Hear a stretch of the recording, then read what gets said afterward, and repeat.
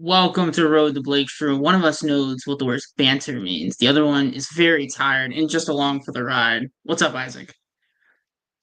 Am I the tired one or are you? It's definitely me. Okay, East Coast is killing me right now.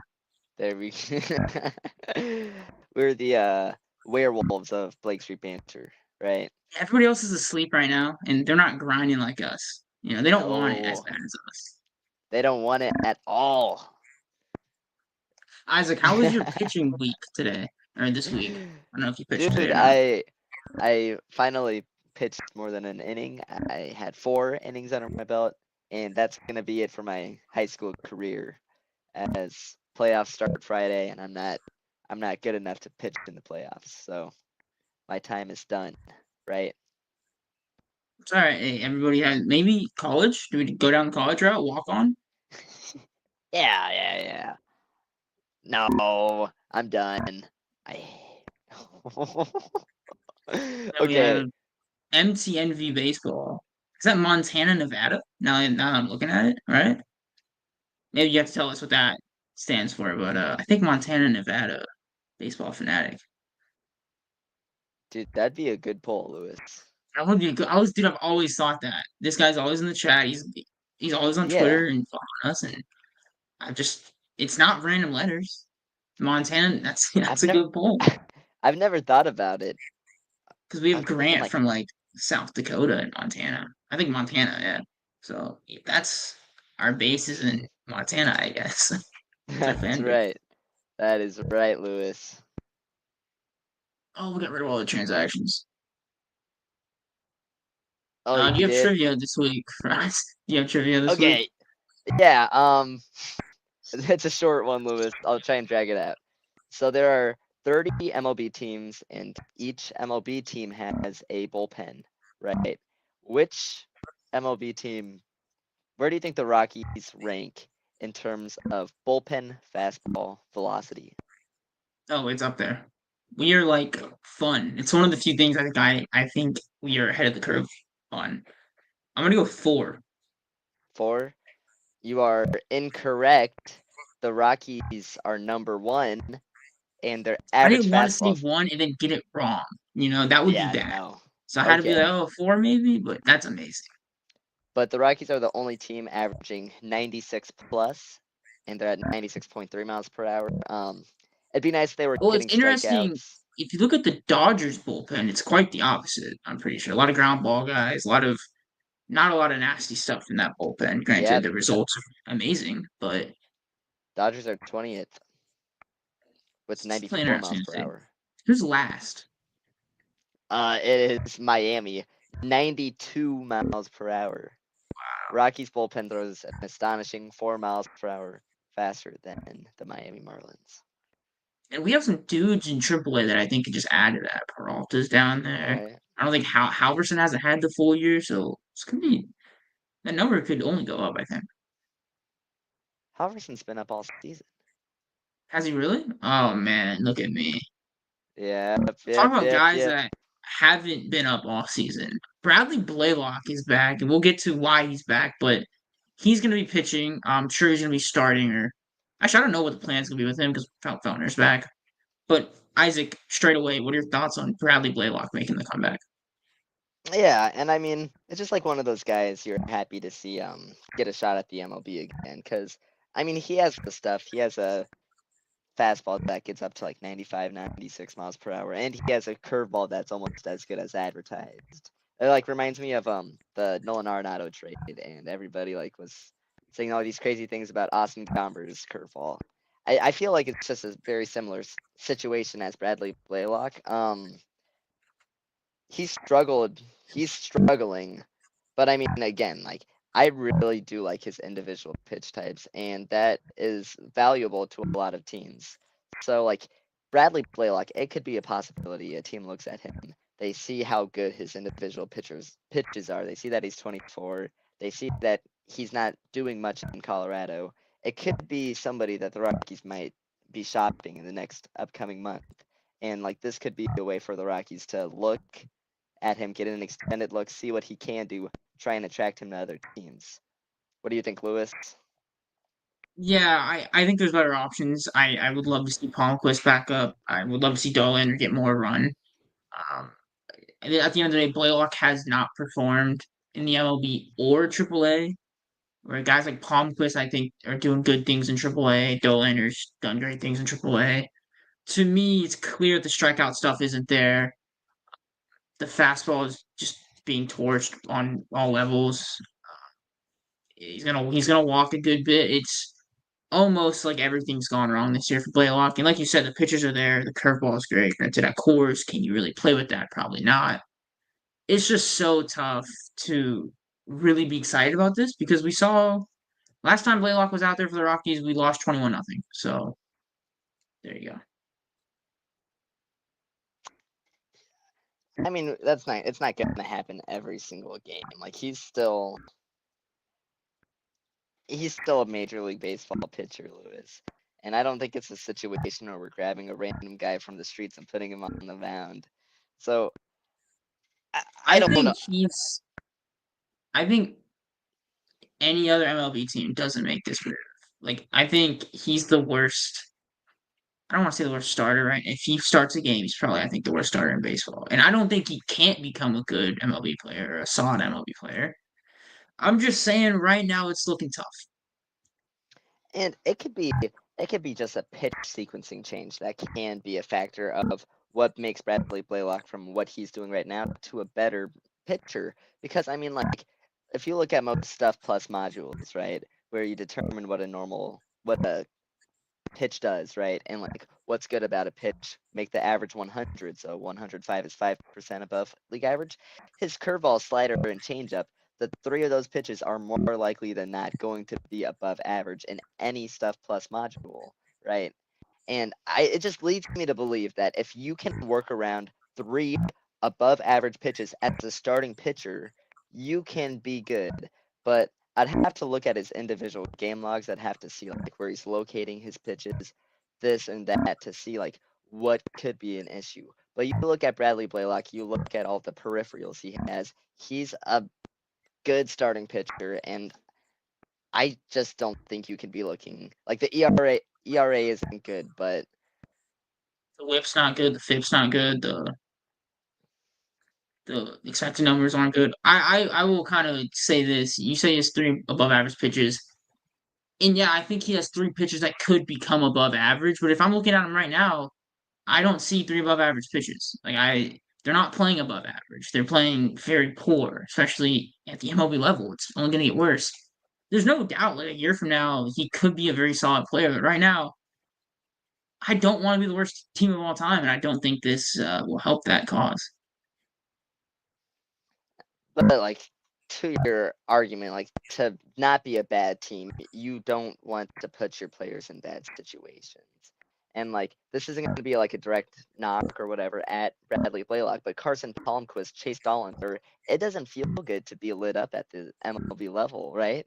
Like just that personal aspect to it. Whereas Bradley Blaylock's in a different situation where he isn't that top prospect. This is his chance for him to go out there and be like, this is why I should be there, instead of, oh my gosh, I'm here, I need to perform to expectations. There's not these expectations. And I'm standing strong on this, Lewis, that I really believe that his pitches can make a Major League Baseball pitcher. But you just have to change it. And maybe that's something that happened in AAA. The Rockies experimented something new. They called pitches differently to make it work to his arsenal and to hopefully make it work at the big league level. So next week, when I prove you wrong and he pitches 6 scoreless, maybe 1 earned run, we're gonna come back. We're gonna clip this. We're gonna post it on the Twitter, and it's gonna be something blah blah blah. Coach Funny Man 11 just dogged Lewis in a BSP after dark pod, right? Can I give you a solution to like what if I was the Rockies GM, what I would do? Can I give you that? Shoot. Zach Greinke. We all know the 3,000 strikeouts. Big news now. Clayton Kershaw just hit it. Zach Greinke is 21 strikeouts away from 3,000. Let's just get him there for a couple starts, get him to 3,000, and then by the time he's at 3,000, Dollander will be ready to come back up. Everybody wins. Okay. Yeah, it's like a Jamie Moyer situation. You All right, Jimmy pick Moore up. was like 49. How old is Zach Greinke? He's like 38. I bet. My guess is 42. 39, 42, 40 in about 2 weeks. 40 in about 2 weeks. Yeah. I don't know. I don't. It's not a serious question, but I just hate these gimmicks around like the Rockies. Like Moyer was I don't. 49 when we signed him. That's, They probably throw the same velocity. how many strikeouts did Moyer had in his career? Only 2000. 600 away. Get him out there. I was gonna guess 2,500. So I don't know. But yeah, Lewis, Um, lots of minor league news this week, right? Not Is many. there? There's one really big call up that I was a big fan of. Braden Ward gets the call up. I think he performed well this week. I guess I'll dive into my segment about Braden Ward. Probably the most fun player in all the system. Like, always smiling, has elite speed. Called up I to think there's a Albuquerque, by difference. the way. Caught up to Albuquerque, yes. I think there's a difference between like Brenton Doyle's speed and Braden Ward's speed. I think Brenton Doyle probably quicker in a straight line, but I think Ward is just a shiftier around the bases, just so much quicker and probably the quickest in the system. So fun to watch. Had 5 stolen bases already. His first week in Albuquerque, 7 hits. Just a fun player. Yeah, and I like the word electric for Braden Ward. Like if you look at like the tools on a baseball thing, like on a baseball, whatever. What am I trying to say? Braden Ward, like he's not gonna check off for power. Like his hit tool, it could be there. Like it's developing still. Like there's a lot of these questions, but if there was electricity, Braden Ward is the top of the Rocky system. I completely agree. And how many? He had 5 stolen bases, had 7 knocks. Like it's just fun, and I'm having fun just listening to myself talk about Braden Ward. He's that kind of a player. Kind of reminds me of like this might get some flack, like Jaron Duran a little bit. Just because they're both left-handed hitting They're outfielders. quick, they're fun, they're quick. I Both have think Netflix Duran didn't make his documentaries about debut them. until he was older. Like he was pretty sure Duran was like a warrior down Oh, he is. He's 28 right now. there. Yeah, 2021. He's So he's like just 25 when he made his debut, a little older. he's the same age as Rafael Devers. Wow. That's really weird. That's not true. Hold up. We're being sidetracked here. DSB After Dark.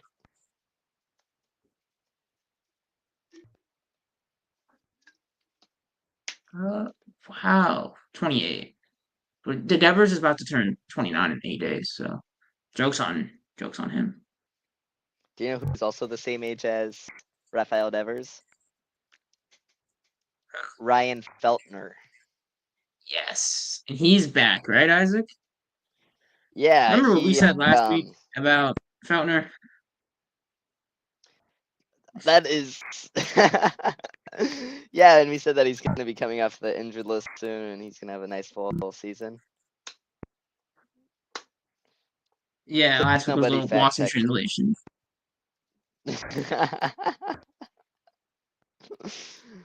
Yep.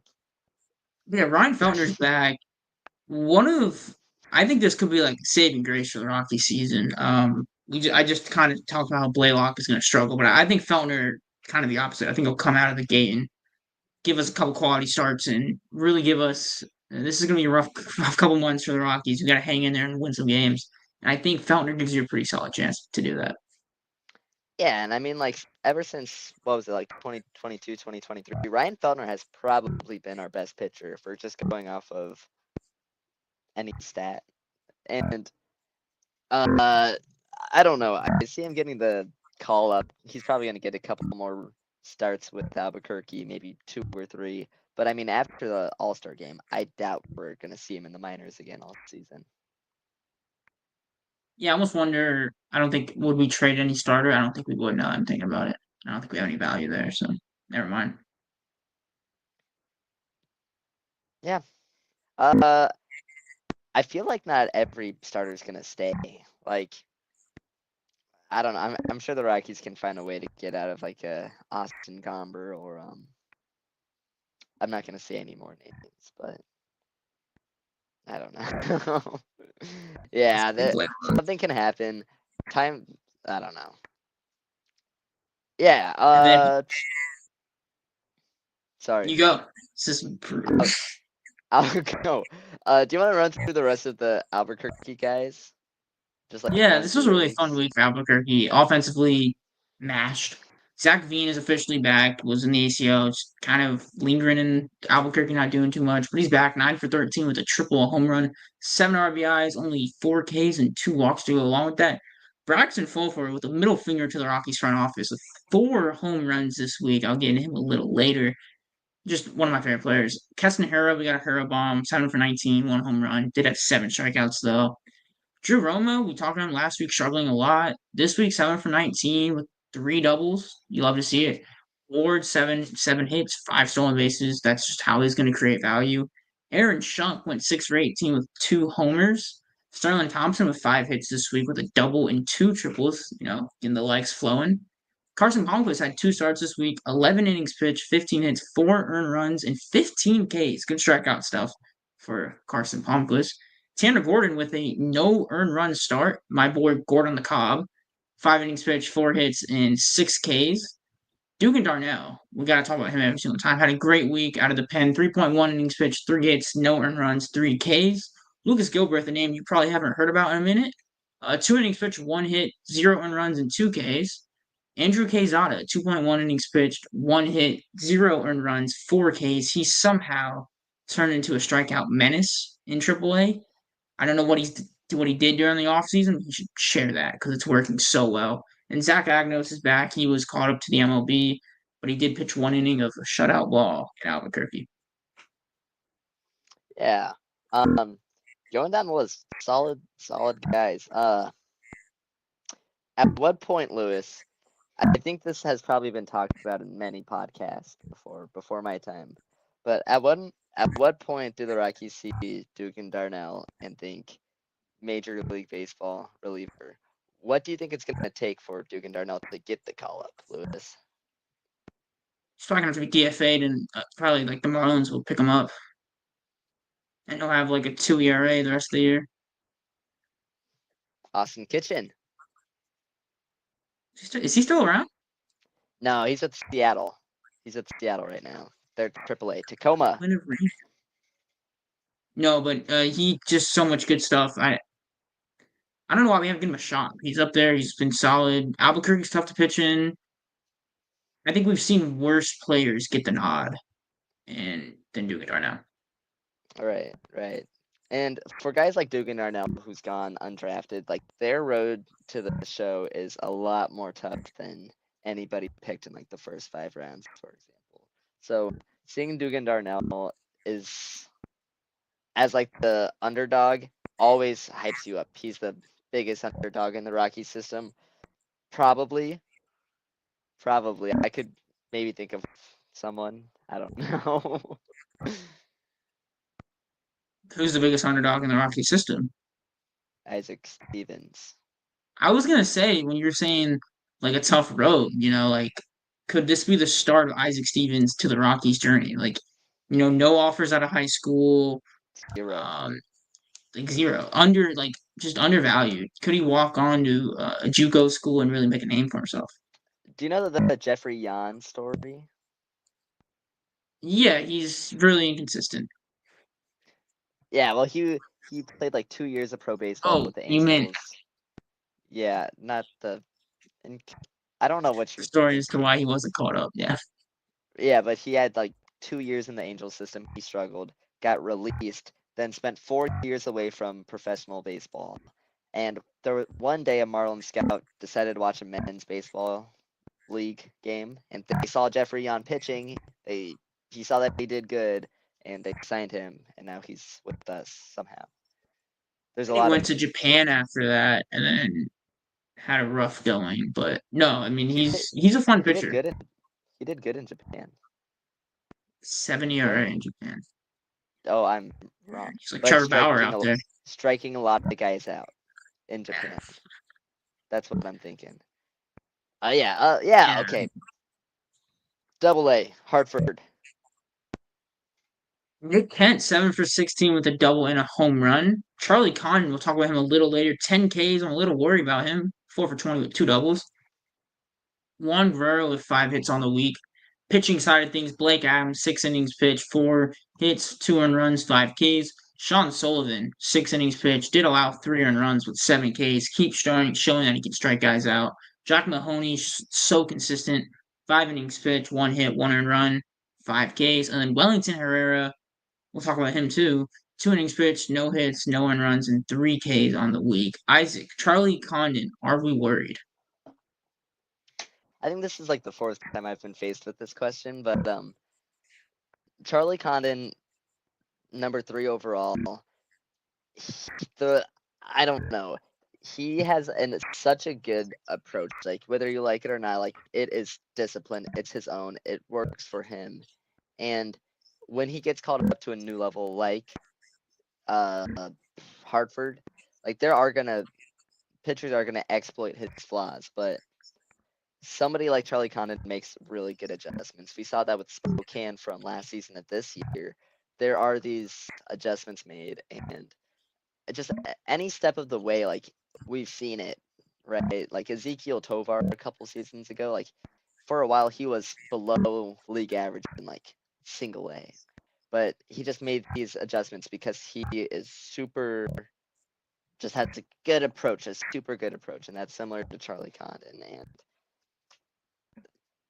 I think he's going to start off cold. I wasn't surprised that he struck out 10 times this week, but we're going to actively see these adjustments. So that's why you stick to the road to Blake Street with Lewis and Isaac, see what they think, and listen to our Twitter. Watch out for our Twitter at Blake Street Banter. That was Yeah, Condon, when he was in high A, I thought he got a lot of ground ball luck, a lot of BABIP luck to go his way. We saw a lot of singles kind of scrape through the gaps. I think Double A, those singles aren't going to be there. You have better defenders. Just naturally, the pitching's going to be better. So definitely going to be tougher. I think that's a huge jump. I think the high A to Double A jump is no joke. We'll see. I mean, Jorge's struggling. I feel like most people struggle, especially on the hitting side. They want him to stay there for the rest of the year because I'm going to a Hartford game next month. So I want to see him. Well, I'm planning on it. But are we never carpooling, know. Lewis? Carpooling up to Maine. That's actually we're going to Key West and then Maine. Okay. Yeah. Perfect. So 3-week little trip. Yeah. Little trip. Speaking about trips, horses. Somebody who likes to ride horses and go on trips. Wellington Herrera. Your thoughts on Wellington? He's so fun. He's got like this whippy left-handing release that I think will play in the MLB. You said it a couple months ago. You think he's going to be up in the MLB by the end of the year. I agree. If we trade Jake Bird, we're going to have injuries. That's how that happens. I think at the end of the year with 3 weeks left, I think they're going to call someone up that we don't really expect. And I think it could be Herrera. His fastball is electric, great shape, and I mean it's been striking guys out all levels, and it's still doing it. Yeah, 100. Wait, what? 100? Like, it's slang Oh, for 100%. yeah, he'll fit right into the Rockies bullpen with that fastball. 100. Gotcha. Let's go down to Spokane with that. Braylon Wimmer continues to just beat baseballs up. 8 for 25 with a double and 3 bombs this week. Blake Wright transitioning to high very well. 8 for 23 doubles. Andy Perez with 6 hits, including a double and a triple. He's used Bjergeren. I can never say that right. 5 hits, including a home run.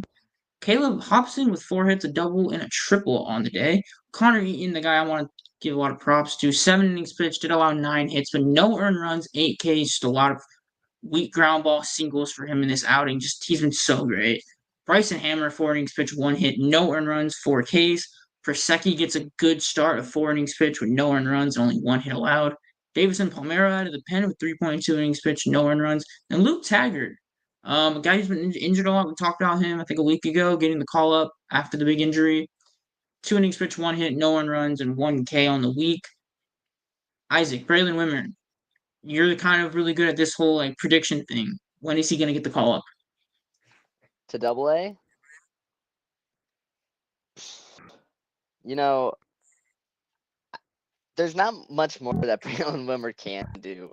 I think if it were up in my perfect world, in my perfect predictions, Braylon Wimmer is gonna be up just any day. Like by next week, Road to Blake, I wouldn't be surprised if he was up in Hartford. If that's the case, I don't know. There could be something the Rockies see and like they're not liking, but every week he is putting up great numbers, and I don't know. It could be some like with Kyle Karros last season. Kyle Karros did amazing and Mashed the crushed whole the year. Northwest League, and it could just be something that the Rockies are going to do with Braylon Wimmer. There's no like obvious spot for Braylon Wimmer to replace in Hartford per se. So I think it's either he's going to get called up in a week or two, or he's just going to stay up all season.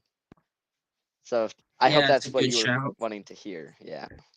No, it's a good shout. I mean, Karros, you do bring up a good point. Last season, it was like that. It was such a stacked Spokane team, and we kind of saw a lot of guys get called up: Agnos, Dollander, Sullivan, and it kind of felt like he was kind of left behind. And gets to call up to Hartford, of course, this year, and it's probably gonna spend the whole year there. So, but for his sake, I hopefully he gets the call up. But like you said, it could just not be his year. All right. Connor Eaton, 7 innings pitched, 9 hits, no one runs, 8 Ks. We're starting to see him find a groove. He's a 3 ERA on the season. This was a guy drafted in I think the 13th round out of George Mason.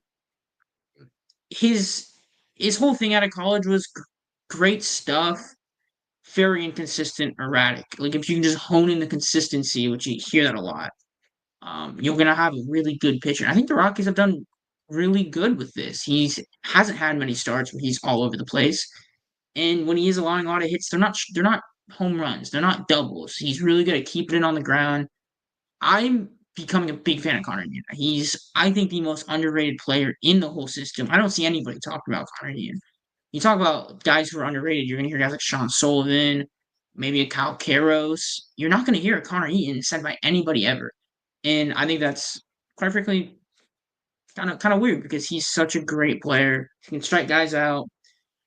The slider can still be worked on, but the fastball is good. The secondaries are still a little inconsistent, but you're in high A Spokane and you're drafted last year, so you're not supposed to be perfect. But I like the way we're heading with Connor Eaton. Yeah. The positives have been really encouraging. And it's awesome to see with these kinds of players like Connor Eaton. The 13th round guys are like that's awesome to see. We should you and me should collaborate on an article about every single 13th round pick in Rockies history. It's like an unlucky pick, like number though. Yeah. We'll see. Oh, yeah, it is unlucky. Let's not do that. I changed my No, no, mind. I'm down. What if it is like the lucky like number? We might be picking 13 Right. next year, Isaac. Dude. Isaac Stevens, drafted 13th round. Yep. Dude. You got the video ready though. For slot though. Yeah, I have dude, I'm gonna post that on draft day. It'll be like Do 17th it. round pick Isaac Stevens.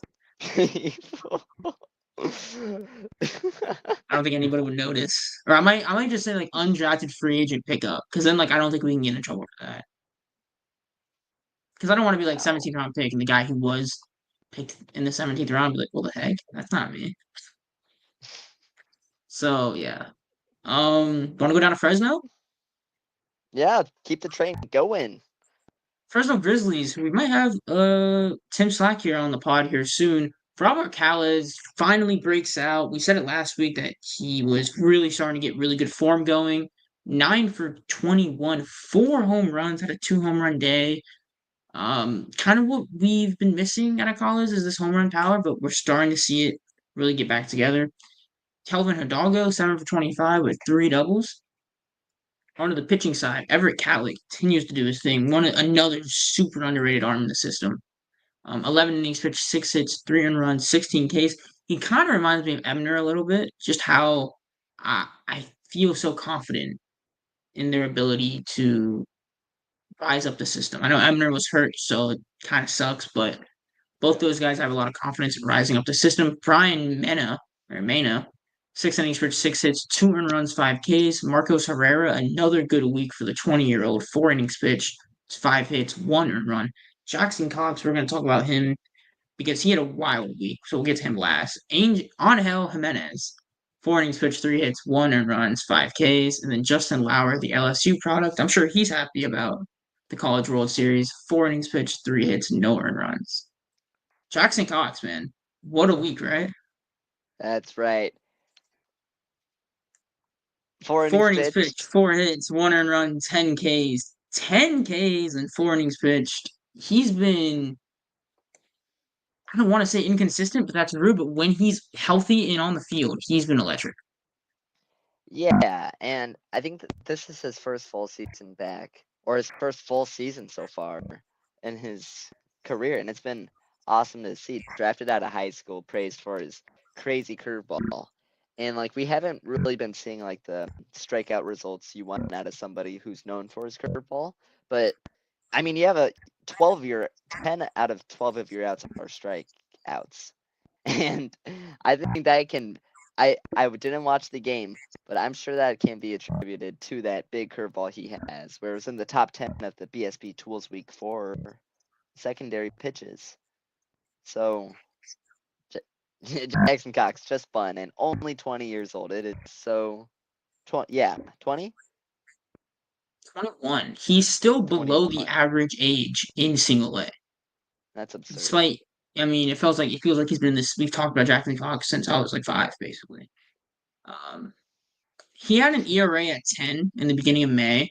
He's worked it down every single start. It's down to 4.3. It doesn't sound great, but when you had, I mean, I don't know, he had one start. He had like 5 earned runs and zero point 0.1 innings pitched or something. 7 earned runs and 2 innings pitched, 3 and 1 innings pitched. He had a brutal start, and that's gonna happen. He only pitched 30 innings in 2023, and then went down for the rest of a year and a half, basically 2 years. He was down and out, Yeah. and he comes back, super rusty start. We kind of expected it. Now he's really hitting his stride. This was the biggest strikeout performance we've seen so far. His other performances, I watched one, I think it was 2 weeks ago.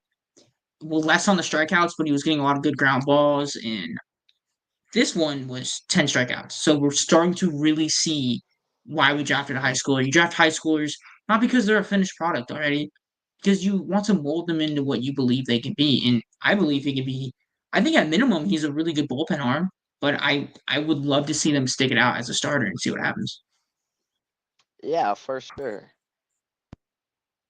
Yeah, Lewis, I completely agree with all that.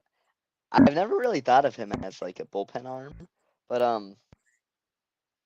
if again like his curveball is amazing, and like if you only are facing 4 batters per every game, I think it could be really effective. I don't I think think that's the the Rockies are gonna. Quezada thing. Quezada was put into the bullpen, and like he had that spot start with like 15 strikeouts, whatever. I think that's what it's like, a mindset thing where it's like, you don't need to pace yourself. You can go out there and walking one guy isn't the worst thing of all time because you're Yeah, not going to be no. out there for long. I think it'll work, but again, I think starting he's not going to give you more than 4 innings pitch. Especially they're still being really safe with him. They're not letting him go deep Yeah. into games, which is fair. Like he just got off a major injury. Let's protect him a little bit. Yeah, for sure.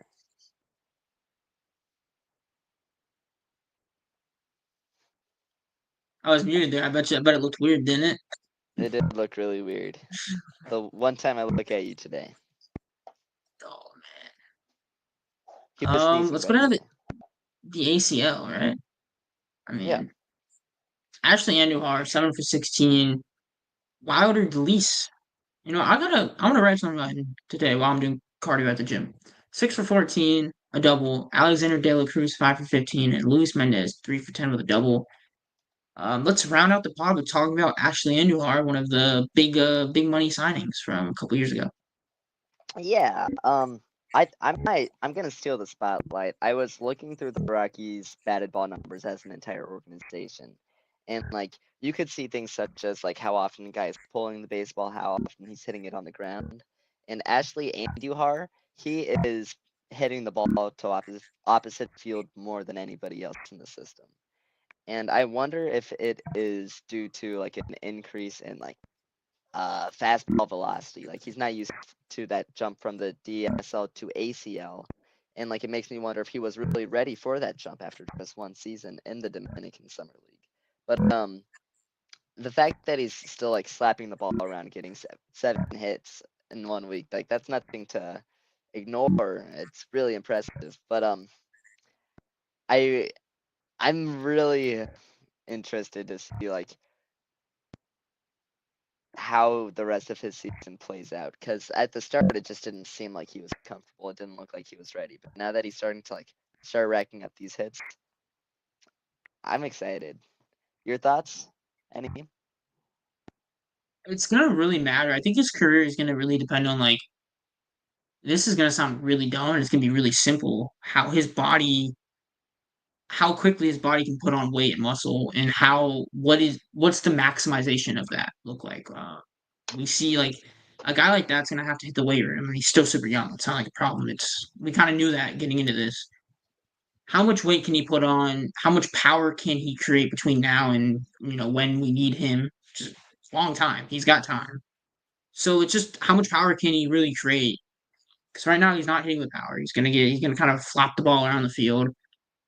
So we know he has the hit tool, but I think we kind of got burned with Jorge a little bit. We kind of thought they would develop the power. With Andujar, we'll see. I mean, if he can develop like 45 power, 40 power, like he'll be a really good player. I completely agree.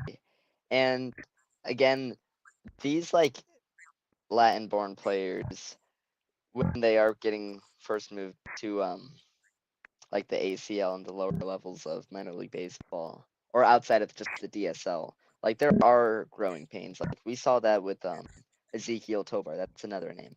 Like he went from being like a fringe top 30 prospect to being our number 1 prospect in just a season and a half. And that's why like we need to for guys like Ashley Andujar and like Dion Jorge a couple seasons ago, like not to take things too much to the heart, because it just like one season can be detrimental. I don't think that's the right word, but for a guy's development, and it can just show how close Ashley Andujar can be to being great. So I mean, he's we've a seen, really I feel good like name. Amador, we said like, oh, he just has to develop some power. With Amador, we kind of assumed it would be there, like 10 home runs a year, maybe like seven. I mean, now it's looking like 2 home runs if he played a whole year. So I think we've been burned with this type of player. I mean, Jorge is a good example. Doesn't hit home runs. It's just very odd to do it again, if that makes sense. Like we're gonna have to do this process again and be like, can he put on power? I mean, what's the alternative with guys that you sign out Oh of? no, I mean, no, yeah, no, there's no turn. It's just like kind of odd that we're doing it again. I mean, because I think at the end of the day, the scouting Latin America, it's really tough to be like, oh, the results aren't great, change. I mean, I feel like the Rockies are, if any team is getting good value from Latin America, it is the Rockies.